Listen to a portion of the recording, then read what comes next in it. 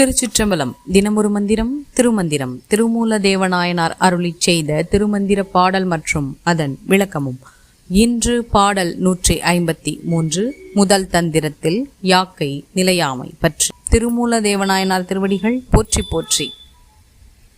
நாட்டுக்கு நாயகன் நம்மோர் தலைமகன், காட்டுச் சிவிகையொன்றேறி கடைமுறை நாட்டார்கள் பின் செல்ல முன்னே பறை கொட்ட நாட்டை விட்டு நம்பி நடக்கின்றவாறே.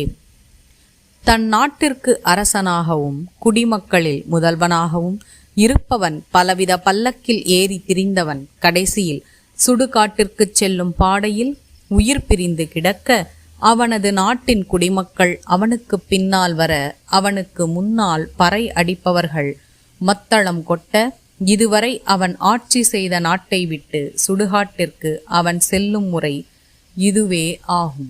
பாடல் 154. 30 செப்ப மதிலுடை கோயிலுள் வாழ்பவர்.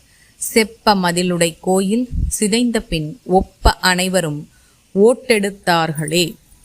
மனித உடலில் 96 தத்துவங்கள் வாழ்கின்றன. இந்த 96 தத்துவங்களாலும் செய்யப்பட்ட மதிலாகிய உடல் சூழ்ந்த கோயிலுக்குள் ஆன்மாவாகிய உயிர் வாழுகின்றது.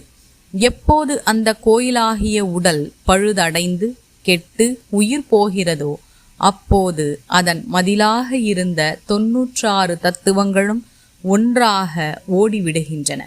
96 தத்துவங்கள், 25 பஞ்சபூத காரியங்கள், 5 வாசனாதிகள், 10 வாயுக்கள், 10 நாடிகள், 4 வாக்குகள், 3 மலங்கள், 3 குணங்கள், சிவ தத்துவம் 5, 7 வித்யா தத்துவம், 24 ஆன்ம தத்துவம் ஆகும் என்கிறார் திருமூலதேவ நாயனார்.